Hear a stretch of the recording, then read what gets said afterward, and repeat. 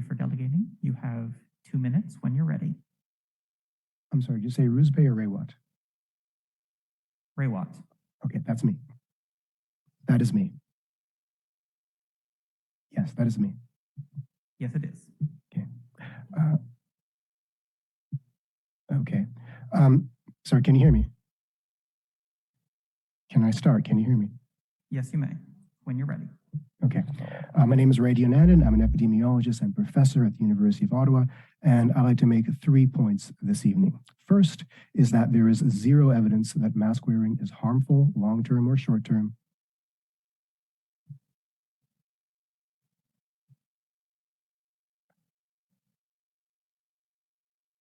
Sorry, I got cut off there for a second. Can you still hear me? We can hear you. Okay, I'm sorry.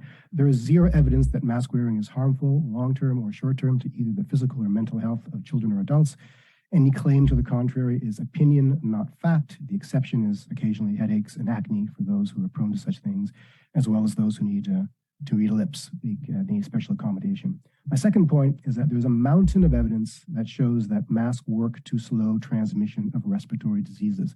This includes a large California study that shows if you wear a mask, you have an 83% lower chance of getting COVID, and a randomized trial in Bangladesh, this is important, that showed that increasing mask wearing by 29% in the community, just 29%, resulted in a reduction of 11.6% of COVID symptoms in the community. That doesn't sound like a large number. That's huge when it comes to slowing transmission. And my third and last point is that the crisis in CHEO's ER is real and scary and driven by diseases that mask wearing prevents. There are no solutions on the table, none, to slow the demand for care. The only possible solution is widespread masking, which is why CHEO leaders are asking for this. It doesn't have to be perfect. It doesn't have to be all the time. It doesn't have to be forever. We just need enough people to wear masks most of the time, whenever they can, however imperfectly, and not just those at risk, like small children, but everyone who could come into contact with those at risk, like older kids and educational workers. That's how population health works. So that should be enough to slow the hospital traffic and save some kids' lives. Thank you. I see one question of clarification from Trustee Aziz. Thank you again for taking the time to speak with us and for joining us virtually. My question is about, why now why do you think, in your opinion, if I'm allowed to ask of the delegate, why do you think this is such an important issue? Why has this become an extremely concerning point of contention and emotion for many folks, where we see this discussion of masks become incredibly emotional? I think mask wearing has become politicized for reasons having nothing to do with the science. I think it's become a symbol of people who want normal back at all costs, with the sense that the crisis is over. The crisis is not over. Mask wearing is a low-cost, cheap, high-impact intervention that keeps the economy and schools open. And it doesn't have to be forever, like I said. It's something that we can all control individually. So my understanding is that any opposition to it is ideological, which is fine. It's emotional, which is fine. It's just not based on scientific evidence. Thank you for your time and thank you for your response. Thank you.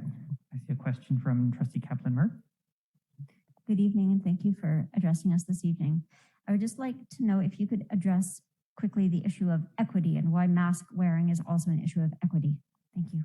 Right. So not everyone can afford to keep their kids home. It's those of us who are wealthy and work from home and have paid sick days and so forth. The rest of the people have to send their kids to school. And if they're sick, they're still going to school. Sick kids are going to school and infecting other kids for reasons that we cannot control. This is disproportionately affecting the lower income, those at the bottom of the socioeconomic ladder, and kids who are immunocompromised, who cannot protect themselves, need protection from the rest of society. This is how population health works. We have to protect each other, especially now there's a crisis in the ERs. Kids are going to die unless we slow this traffic in the hospital system very soon. There's no other solution on hand. If there is a solution, great, let's hear it, but I haven't heard one yet. I was not able to hear the end of his answer. Could you please repeat it again and have the room silent?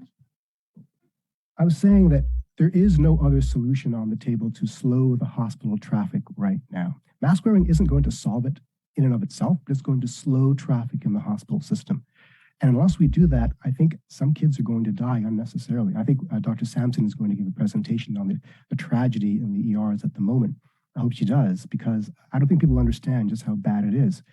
We need to protect children. And the best way of doing so right now, absent the engineering interventions that were mentioned by an earlier speaker, is to institute widespread mask wearing. And if people aren't going to do it voluntarily, unfortunately, it may come down to a mandate. Thank you very much. Thank you. I understand that the audience has strong feelings about what is being said by the delegations.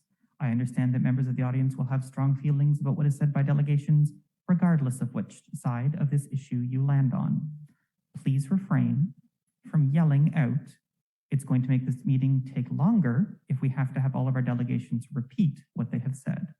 I see a question from Trustee Jenkins. Thank you, Chair, and thank you to the delegation. My question is in regards to your point on lack of evidence on harm to our children. When you, as a health professional, when you're evaluating a child's progress, do you take into consideration a parent or a caregiver or a teacher's evaluation of their own child's progress? Are you mindful when a parent says to you that my child is delayed, is not progressing? Do you trust a parent's opinion on their child's progress? First, I'm not a healthcare professional. I'm a PhD professor. I'm an epidemiologist, a population scientist. So I look at the published data and what is a consensus opinion among scientists. Individual healthcare providers and clinicians, I hope, are taking into consideration the opinions of parents and folding that into that child's appropriate therapy and medical response. But that is not the role of a population health scientist like myself. All right, thank you. That is the 3 questions we're allowed. So I'm going to be looking for